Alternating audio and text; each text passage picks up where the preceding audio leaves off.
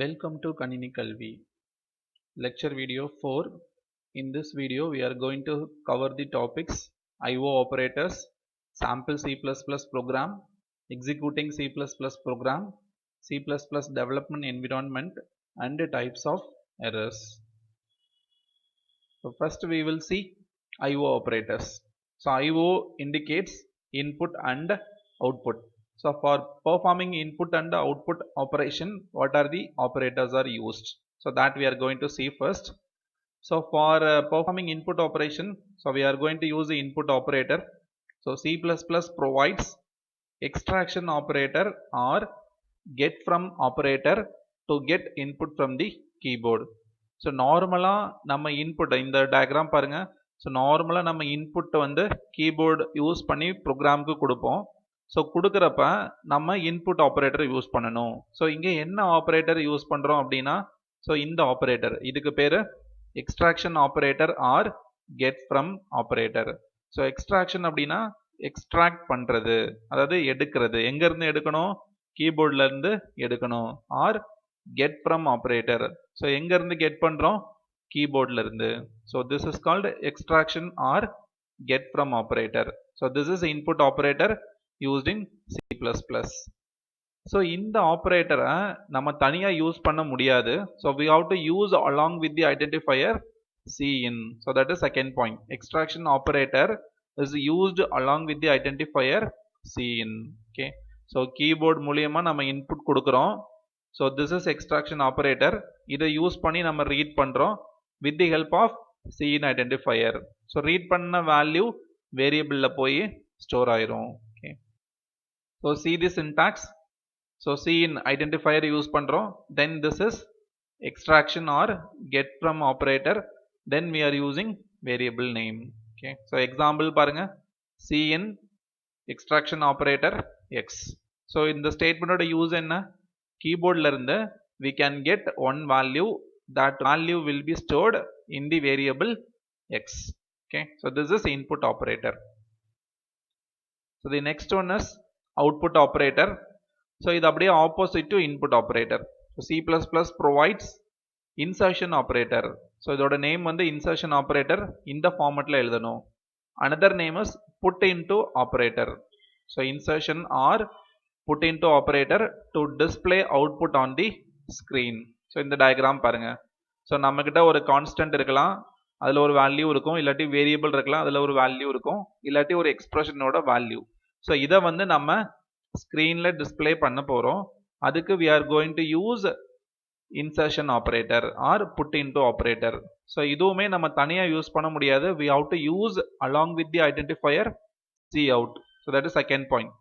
Insertion operator is used along with the identifier cout. Okay. So இங்கே syntax பாருங்க. First cout use பண்ணுறோம், அதுக்கப்புறம் insertion operator, then variable name. So இந்த variable இருக்க value screenல display ஆகும். So this is example cout x. So xல என்ன value இருக்கோ that will be displayed on the monitor. So this is a cascading of IO operator. So cascading அப்படின்னா continuous-ஆ 2 or 3 times or 2 or more times நம்ம use பண்றது. Okay. So see this. Multiple use of input and output operators such as extraction or insertion in a single statement is known as cascading of IO operators. So ஒரே ஒரு single statementல more than one time நம்ம input operatorயோ இல்ல output operatorயோ use பண்ணோம் அப்படின்னா அதுக்கு பேரு cascading of IO operators. So இங்க syntax பாருங்க. So cin யூஸ் பண்ணி நம்ம input வாங்க போறோம். இப்போ more than one input வாங்கணும் அப்படின்னா so multiple times we can use extraction operator. இதுக்கு பேரு cascading. So இங்க extraction operator கொடுத்திருக்கோம். variable 1 first value வாங்க போறோம்.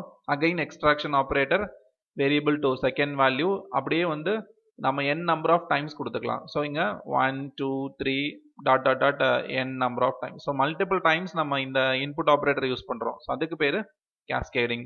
அதே மாதிரி coutல யூஸ் பண்ணிக்கலாம். நம்ம more than one value display பண்ணனும் அப்படின்னா you can use cout. So இங்க பாருங்க insertion operator இங்க யூஸ் பண்ணிருக்கோம். variable 1 ஓட value display பண்ண போறோம். again insertion operator variable 2 ஓட value, like that எத்தனை டைம் வேணா யூஸ் பண்ணிக்கலாம். So இந்த மாதிரி யூஸ் பண்றதுக்கு பேரு cascading of IO operators. So இப்போ example பாருங்க. So I want to get 3 inputs. So C in X, Y, Z. So ஒரே statementல 3 inputs நம்ம வாங்குறோம். அதே மாதிரி C outல பாருங்க. So 2 கொடுத்துருக்கான். So first insertion operator double quoteல ஒரு string கொடுக்குறேன். This sum is. So first sum isன்றது நம்மளுக்கு outputல வரும். Again insertion operator. So இந்த sum display ஆகும். X plus Y plus Z.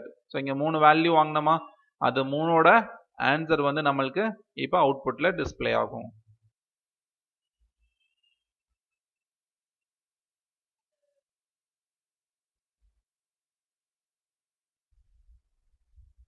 So next topic is sample C++ program. So now we will write first C++ program. So நம்ம first ஒரு program எழுதலாம். In that program we will display a string as output. So நம்ம first ஒரு C++ program எழுத போறோம். அதுல ஒரு string வந்து output-ஆ display பண்ண போறோம். So எப்படி எழுதலாம்னு பார்க்கலாம்.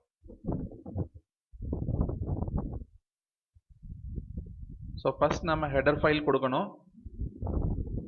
So hash include. So C++ ல input output display பண்றதுக்கு IO stream யூஸ் பண்ணணும். Then namespace include பண்ண போறோம். So usingன்றது ஒரு keyword. Using namespace. So namespace ஓட name standard std namespace. So next வந்து நம்ம main program கொடுக்கணும். Integer main. So உள்ள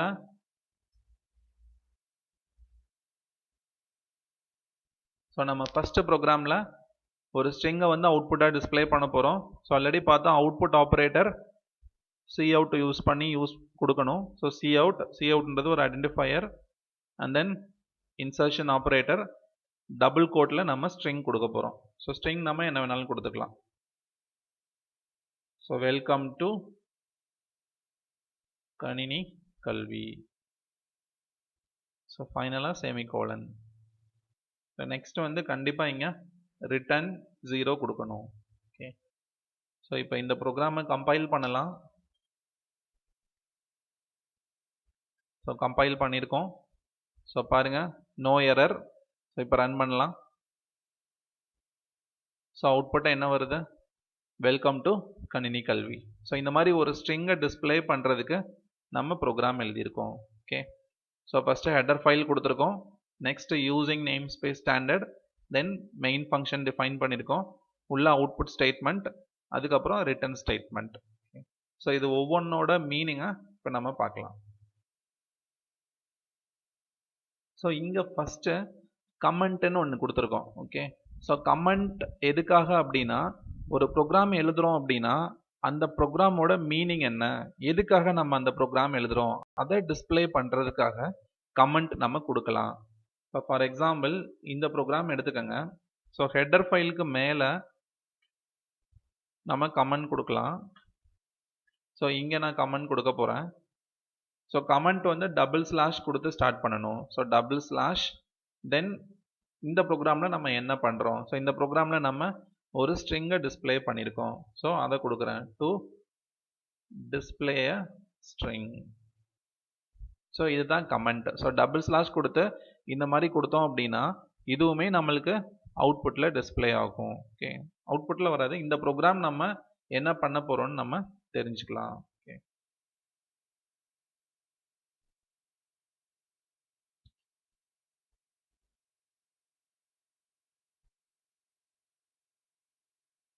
ஸோ நம்மளுக்கு அதே அவுட்புட் தான், வெல்கம் டு கணினி கல்வி தான் வரும். ஓகே. ஸோ அவுட்புட்டில் எந்த சேஞ்சும் இல்லை.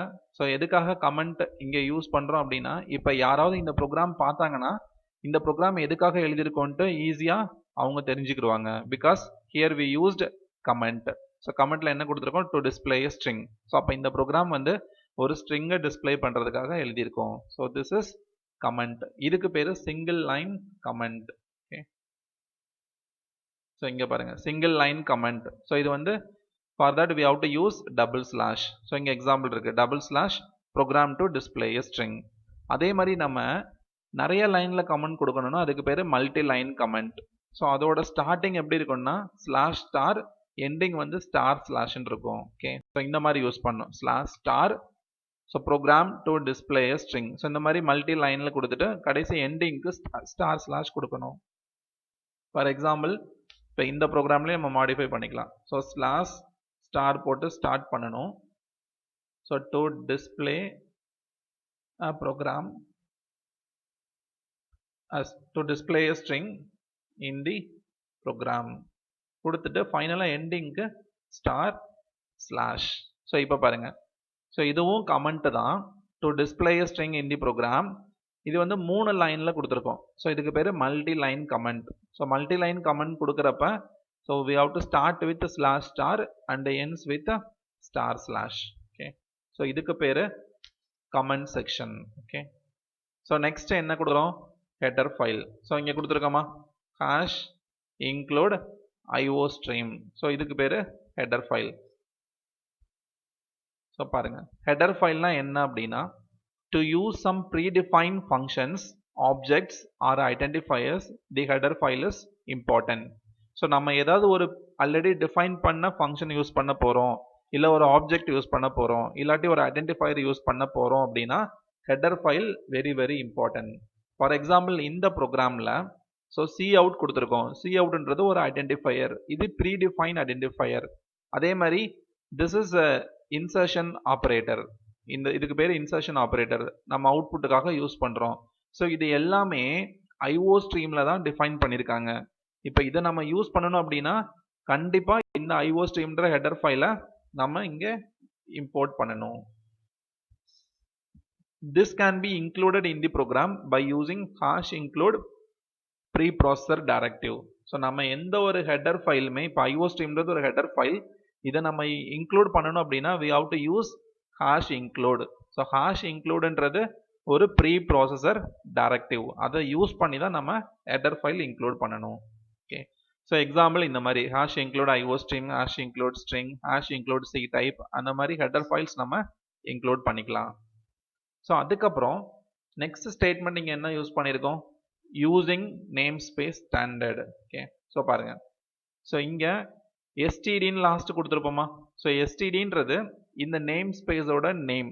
So it is a standard name space. So name ஸ்பேஸோட நேம் வந்து STD, that means it's a standard name space. அதை வந்து நம்ம இப்போ யூஸ் பண்ணுறோம், அதுக்காக தான் யூசிங் கொடுத்துருக்கோம். ஓகே, ஸோ யூசிங்கிறது ஒரு கீவேர்டு, அதை யூஸ் பண்ணி STD namespace நம்ம ப்ரோக்ராமில் யூஸ் பண்ணுறோம். So to use standard name ஸ்பேஸ்னா STD இன் தி ப்ரோக்ராம் நம்ம இந்த ஸ்டேட்மெண்ட் யூஸ் பண்ணுறோம். Using name space standard STD அந்த மாதிரி யூஸ் பண்ணுறோம். ஓகே, ஸோ எதுக்காக நேம் ஸ்பேஸ் யூஸ் பண்ணுறோம் அப்படின்னா the name space is used to avoid name conflict. So name conflict அப்படின்னா இப்போ நம்ம ப்ரோக்ராம் எழுதுறப்ப ஒரே நேம் நம்ம 2-3 டைம் யூஸ் பண்ண முடியாது. சப்போஸ் நான் 2 வேரியபிள் கிரியேட் பண்ணுறேன் அப்படின்னா ஒன்று ஏன்னு கொடுக்கணும், இன்னொன்று பின்னு கொடுக்கணும். ஸோ ரெண்டுக்குமே A, ஏன்னு கொடுத்தோம்னா கண்டிப்பாக அங்கே எரர் வரும். அதுக்கு பேர் தான் கான்ஃப்ளிக்ட். அந்த மாதிரி கான்ஃப்ளிக்ட்ஸை அவாய்ட் பண்ண we are using this namespace. So next line in the program is int main. So this is a main function. So பாருங்க int main. So main அப்படின்றது ஒரு function. It is the starting of program execution. So இப்போ இங்கே பாருங்க, so இதில் வந்து நம்ம நிறைய லைன்ஸ் இருக்கு. ஸோ இது int main, உள்ள வந்து இது ஃபர்ஸ்ட் ஸ்டேட்மெண்ட், செகண்ட் ஸ்டேட்மெண்ட். நான் இப்போ இந்த ப்ரோக்ராமை ரன் பண்ணுறப்ப எங்கேருந்து நம்மளோட எக்ஸிக்யூஷன் ஸ்டார்ட் ஆகும் அப்படின்னா ஃப்ரம் மெயின் ஃபங்க்ஷன். மெயின் ஃபங்க்ஷனில் இருந்து தான் ஒவ்வொரு ஸ்டேட்மெண்ட்டாக நம்மளுக்கு எக்ஸிக்யூட் ஆகும். So main function is the starting of program execution. So here இங்கே ஃபர்ஸ்ட் என்ன கொடுத்துருக்கோம்? Int. So int is a return type. So இந்த ஃபங்க்ஷனோட முன்னாடி நம்ம யூஸ் பண்ணியிருக்கோமா இன்ட், அதுக்கு பேர் ரிட்டர்ன் டைப். ஸோ இங்கே இன்டிஜர்னு கொடுத்தோம் அப்படின்னா inside the main function there should be return statement and that returns a integer value. So இங்கே பார்த்தீங்கன்னா தெரியும் உங்களுக்கு. ஸோ இங்கே int அப்படின்றது return type for main function. இங்கே int யூஸ் பண்ணியிருக்கிறதுனால இது வந்து மெயின் ஃபங்க்ஷனோட டெஃபினிஷன், இந்த ஓப்பன் க்ளோஸ் அதுக்குள்ள கண்டிப்பாக we have to use return statement because இங்கே intன்ற ரிட்டர்ன் டைப் யூஸ் பண்ணியிருக்கோம். ஸோ இங்கே ரிட்டர்ன் ஸ்டேட்மெண்ட் யூஸ் பண்ணணும். இங்க ஒரு வேல்யூ கொடுத்துருக்கோமா, இந்த வேல்யூ இந்த டேட்டா டைப்போட மேட்ச் ஆகணும். ஓகே, ஸோ இங்கே இன்டென்ட் இருக்கிறதுனால இங்கே ஒரு இன்டிஜர் வேல்யூ கொடுக்கணும். ஸோ நம்ம 0ன்ற வேல்யூ ஜென்ரலாக ரிட்டர்ன் பண்ணுவோம். That is int main. Okay, so அதுக்கப்புறம் இந்த ப்ரோக்ராமில் cout இருக்கு. So cout you know that it's an identifier used along with insertion operator. இங்கே டபுள் கோட்டில் என்ன கொடுத்துருக்கோமோ that will come as output. So this is our first C++ program. Then come to next topic. Next topic is execution of C++ program. So இப்போ ஒரு ப்ரோக்ராமை எப்படி நம்ம execute பண்ணணும், அதாவது எப்படி கிரியேட் பண்ணி எக்ஸிக்யூட் பண்ணணும். So there are 4 main steps to create and execute a C++ program. So the first point is creating a source file. So source file அப்படின்றது நம்ம எழுதுகிற ப்ரோக்ராம். ஸோ அந்த ப்ரோக்ராமை ஃபஸ்ட்டு கிரியேட் பண்ணணும். That is creating a source file. Second ஒன்று saving the source file with .cpp extension. So once file நம்ம create பண்ணிட்டோம், நம்ம ப்ரோக்ராம் கிரியேட் பண்ணிட்டோம் அப்படின்னா நெக்ஸ்ட் அதை சேவ் பண்ணணும். ஸோ சேவ் பண்ணுறப்ப this is a C++ program. So .cpp பிபினா ப்ளஸ் ப்ளஸ்ன்னு அர்த்தம். ஸோ .c++ அந்த எக்ஸ்டென்ஷனில் நம்ம சேவ் பண்ணணும். So third step is compiling the source program. So save பண்ணதுக்கப்புறம் நம்மளோட ப்ரோக்ராமை கம்பைல் பண்ணணும். ஸோ கம்பைல் பண்ணுறப்ப உங்களுக்கு எரர்ஸ் இருந்ததுன்னா எரர்ஸ் டிஸ்பிளே ஆகும், அதை நீங்கள் கிளியர் பண்ணணும். எரர் இல்லை அப்படின்னா ஆட்டோமேட்டிக்காக ஆப்ஜெக்ட் ஃபைல் கிரியேட் ஆகும். ஸோ ஃபோர்த் ஸ்டெப் எக்ஸிக்யூட்டிங் தி ஆப்ஜெக்ட் ஃபைல். ஸோ இங்கே கம்பைல் பண்ணுறப்ப நம்மளுக்கு ஆப்ஜெக்ட் ஃபைல் கிரியேட் ஆகும், அந்த ஃபைலை தான் நம்ம இங்கே எக்ஸிக்யூட் பண்ண போகிறோம். ஸோ எக்ஸிக்யூட் பண்ணோன்னா நம்மளுக்கு ஆட்டோமேட்டிக்காக ப்ரோக்ராமோட அவுட்புட் கிடைச்சிரும். So these R the steps for creating and executing a C++ program. So அந்த steps வந்து நம்ம இங்கே பார்க்கலாம். ஸோ இப்போ first step என்னது? ஸோ நான் வந்து நியூ கொடுத்துக்கிறேன். So we have to create a source file. பாருங்க, நியூ source file கொடுக்கணும். ஓகே, ஸோ இங்கே நியூ ஃபைல் கிரியேட் ஆயிடுச்சு. ஸோ இங்கே நம்ம ப்ரோக்ராம் டைப் பண்ணணும். ஸோ நம்மளோட ப்ரோக்ராமை இங்கே நீங்கள் டைப் பண்ணிக்கோங்க. Okay, so for example hash include IO string. Okay, next using namespace standard, semicolon. So next integer main, அதுக்குள்ள so coutல கணினி கல்வின்னு கொடுக்குறோம்.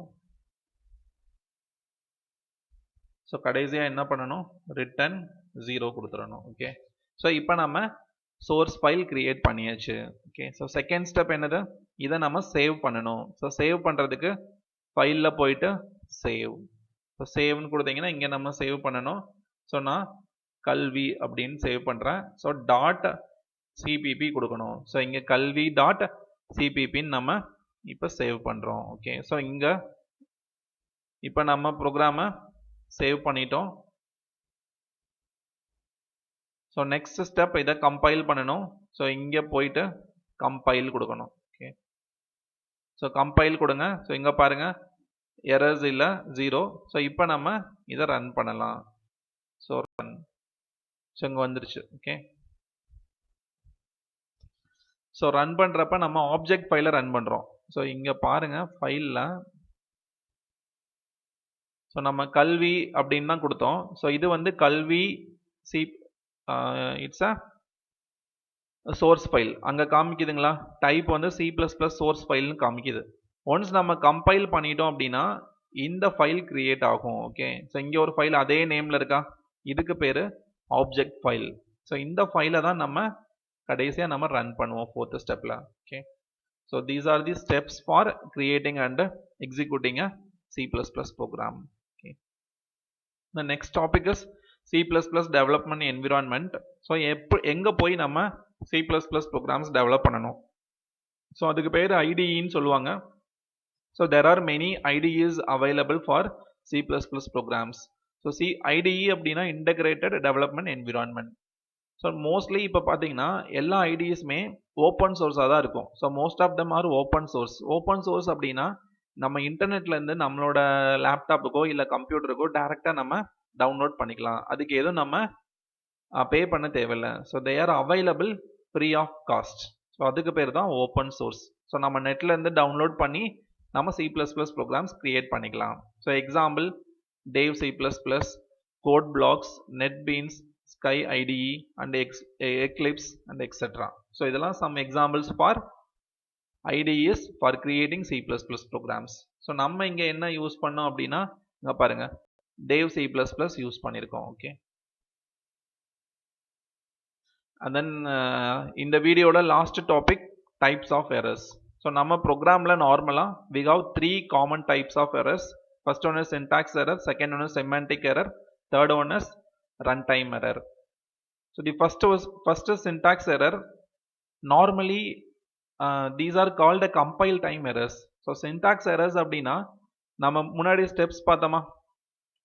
ஸோ இங்கே ஃபஸ்ட்டு கிரியேட் பண்ணுறோம், சேவ் பண்ணுறோம், தேர்டு கம்பைல் பண்ணுறோம். ஸோ கம்பைல் பண்ணுறப்ப என்னென்ன எரர்ஸ் வருதோ அந்த எரர்ஸ் எல்லாம் compile time errors.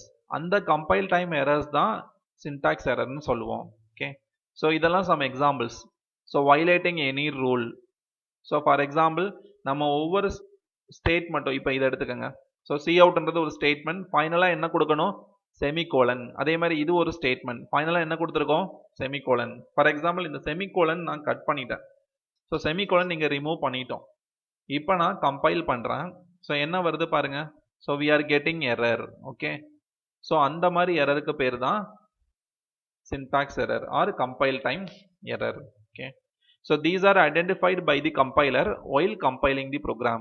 So syntax error or compile time error எப்போ ஐடென்டிஃபை பண்ணுவோம் அப்படின்னா while compiling the program. நம்ம ப்ரோக்ராமை கம்பைல் பண்ணுறப்ப இந்த எரர்ஸ் எல்லாமே நம்ம ஃபைண்ட் பண்ணிடலாம். யார் ஃபைண்ட் பண்ணுவோம் அப்படின்னா compiler. The second error is semantic error. So இதுக்கு இன்னொரு name, it is also called logic error. நம்ம ப்ரோக்ராமோட லாஜிக்கே தப்பா பண்ணோம் அப்படின்னா that is semantic error. Okay. So இங்க பாருங்க, if a program is not producing expected result then there will be a logic error. இப்போ நான் ஒரு ப்ரோக்ராம் எழுதுறேன், எனக்கு இந்த அவுட்புட் தான் வரணும், பட் வேற அவுட்புட் வந்திருக்கு அப்படின்னா அங்கே ஏதோ ஒரு லாஜிக் மிஸ்டேக் ஆயிருக்குன்னு அர்த்தம். ஸோ அதுக்கு பேரு லாஜிக் எரர். ஓகே. ஸோ இங்க பாருங்க, it may occur when we wrongly use variable or operation or misunderstood the logic of the program. So நம்ம ஒரு வேரியபிளை தப்பா யூஸ் பண்ணாலோ, ஒரு ஆப்ரேஷன் தப்பா பெர்ஃபார்ம் பண்ணாலோ, இல்லை நம்ம ப்ரோக்ராமோட லாஜிக்கை தப்பா அண்டர்ஸ்டாண்ட் பண்ணாலோ we will get a logic error or semantic error. The third type of error is runtime error. So பாருங்க, an error that occurs during the program execution at runtime. Okay. During the program execution or during the runtime. அந்த எரருக்கு பேரு runtime error. Okay. So நம்ம steps பார்த்தோமா, first create பண்ணுறோம், next save பண்ணுறோம், third compile பண்ணுறோம், fourth run பண்ணுறோம். So run பண்ணுறப்ப ஏதாவது எரர்ஸ் வந்தது அப்படின்னா அதுக்கு பேரு runtime error. ஓகே. ஸோ அதுக்கு another நேம் இருக்கு. So runtime errors are also called exceptions. Okay. So exception is nothing but runtime error. So runtime error வந்தது அப்படின்னா என்ன நடக்கும், it will terminate the program execution abnormally. So ஒரு இடத்துல runtime error occur ஆயிடுச்சு அப்படின்னா இமீடியட்டா ப்ரோக்ராம் ஸ்டாப் ஆயிடும், அதுக்கப்புறம் எந்த ஸ்டேட்மெண்ட்டும் எக்ஸிக்யூட் ஆகாது. ஸோ இங்க ஒரு 2 எக்ஸாம்பிள் கொடுத்துருக்கான். Divides by 0. இப்போ ஒரு வேல்யூவை நம்ம 0வால டிவைட் பண்றோம் அப்படின்னா அதுக்கு பேரு runtime error. இப்போ நம்மளுக்கு தெரியும் any value by 0 which is equal to infinity. But கம்ப்யூட்டர்ல இன்ஃபினிட்டின்னு ஒரு வேல்யூ கிடையாது. ஸோ அந்த டைம்ல runtime error அக்கர் ஆகும். அதே மாதிரி another example, opening a file that does not exist. So இப்போ நான் ஒரு ப்ரோக்ராம்ல ஒரு ஃபைல் ஓப்பன் பண்றேன், பட் அந்த கொடுத்துருக்க ஃபைல் நேம் நம்ம சிஸ்டம்லயே இல்லை, நம்ம கம்ப்யூட்டர்லயே இல்லை அப்படின்னா அப்போ runtime error அக்கர் ஆகும். So these are some examples for runtime error. So thank you. Thanks for watching this video. So already I told in the next video we will discuss data types and variables. Okay. So keep watching Kanini Kalvi. Thank you.